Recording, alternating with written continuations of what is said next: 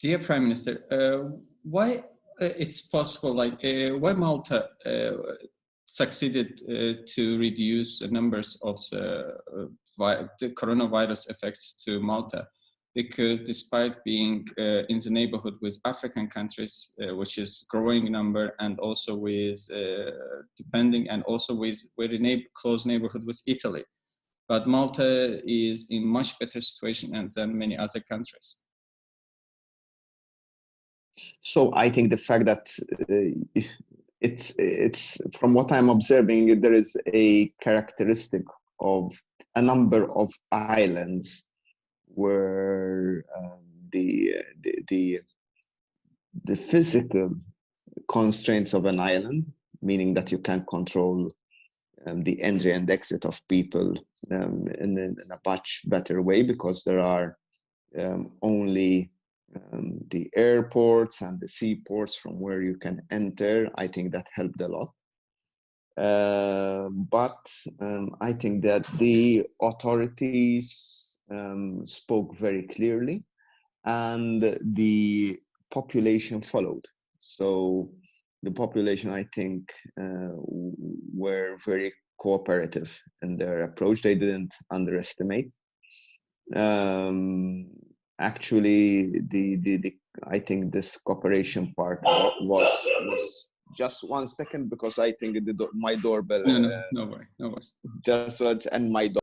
All right. So I think that the people were extremely cooperative in following up, and so this gave rise to what I think is a very good result, to say the truth.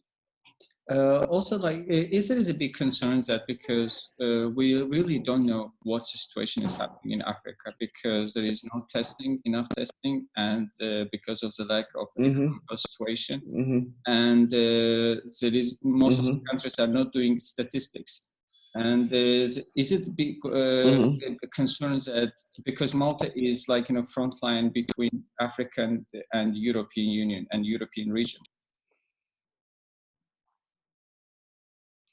Look, I think it's obvious that there will be, and there is concern. I think one needs to be extremely careful not to play button to the narrative of isolationists, because at the end of the day, it's extremely important that we see this as a global challenge rather than a nation-to-nation challenge. That's why also I'm extremely interested in the way in which both the European Union and the global community will be helping Africa in facing the pandemic.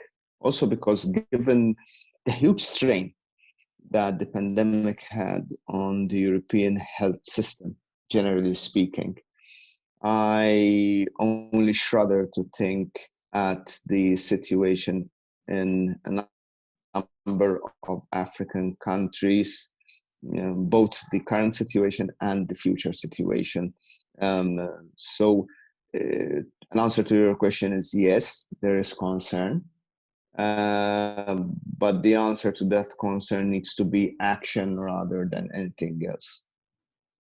Prime Minister, you almost worked with most of these current leaders, which is leading European Union and US, but how there was two different things what's happening, because in one side you see that there is America is going on self-isolation, and from another side, finally yesterday Italy, France, Germany, Norway and European Commission made a joint statement about efforts that they are going to make for supporting World Health Organization.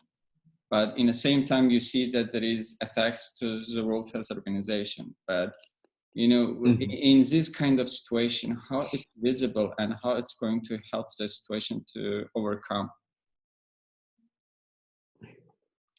Well, I think that the obvious, so to me, the obvious answer is that no country will be able to overcome on its own. And even if one country manages to overcome, it would be a Pyrrhic victory, as in order to prosper economically, it cannot be just Europe. You need to trade, you need people moving from one country to another. So being just one country, which is okay, and the rest not okay, will at the end of the day lead nowhere. That is why I think that there is a definitely I would go for the multilateral approach. But having said all this, I think that we will have the scope for an analysis of the situation, of how the reaction, both in the individual countries and also in the international organizations, took place. I don't think that can be underestimated. Not to go for a witch hunt, but rather to learn from these lessons. Great. And the last question, how do you value, like evaluating the fact that we are facing the biggest challenge in the humanity in our generations, but Security Council couldn't have a normal meeting even, or just to have a common joint resolution? How it's possible, like, you know, if the world is almost, countries are collapsing and economies are on the way of devastated, and Security Council not willing to have a meeting? Well, you know, for me, the most fascinating part is that the concept of security has now changed drastically, not just theoretically, but in practice. You know, I think it was before more the theoretical part where we saw the softer version of security being bandied about in conferences and so on. Now people realize that health is an essential part of their security, really and truly. And there will be a revaluation of all that and all the debate. So security doesn't mean necessarily, armies and weapons. It means other things. And to me, that's the most fascinating part. And if anything, it should really and truly put forward the need for reform in the United Nations and in the Security Council format, for the simple reason now it's obvious that our structures of global governance are definitely now outdated when it comes to facing the new challenges.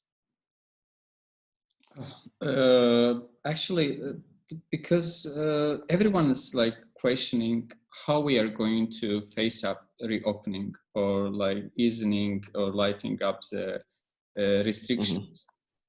Is it going to be easy for humanity, or is everything going to be changed up? Because I am in two minds, Roger. I am in two minds. On one side, I think this has been a huge shock that will change the mindset of many people. It will make us, reevaluate, reassess our lifestyles. That could be very, very much an effect. On the other hand,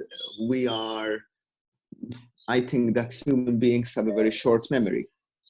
So I don't know which side will win of the argument. The jury is still out.